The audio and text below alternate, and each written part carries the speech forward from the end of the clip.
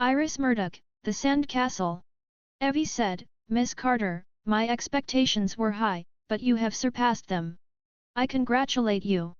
It's a remarkable picture, said Moore. Is it finished now? Asked Evie. Rain came towards the picture. Oh, dear, no, she said in a shocked voice. There are all sorts of things that still need doing. Demet came forward. He said, I begin to feel that I am the shadow and this the substance. All the same, I can still talk, and would point out that everyone has now given his view except the only man whose view is of any importance or likely to be of any interest to Miss Carter. He looked at Bloodyard. Everyone else looked at Bloodyard. Moore looked back at Rain. She looked intensely nervous. Bloodyard took his time. He had been looking at the picture very intently.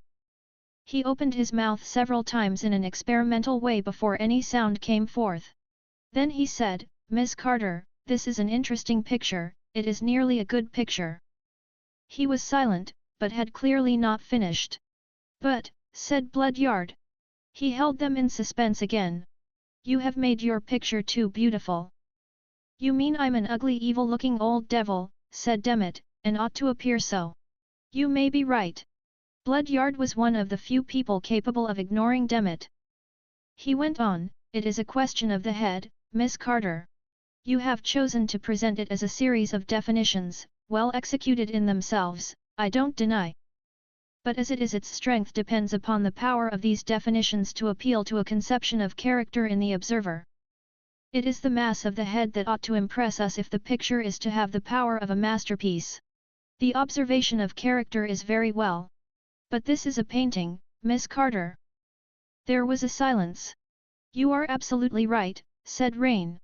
She spoke in a slightly desolate voice. Yes, yes, yes, you are right. Then she said with a sudden gesture. Oh dear, it's no good, and turned away. Everyone except Demet and Bloodyard looked embarrassed. Bloodyard, having said his say, returned to a scrutiny of the picture.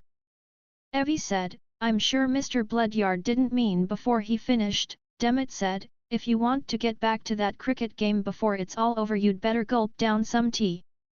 Evie accepted tea. Moore refused. Rain was standing by the table, fingering a cup and looking gloomily toward the picture. Moore went to her. Bloodyard may be right, he said, I've no idea. But it's obviously a good picture, and if it has weaknesses, perhaps you can still mend them.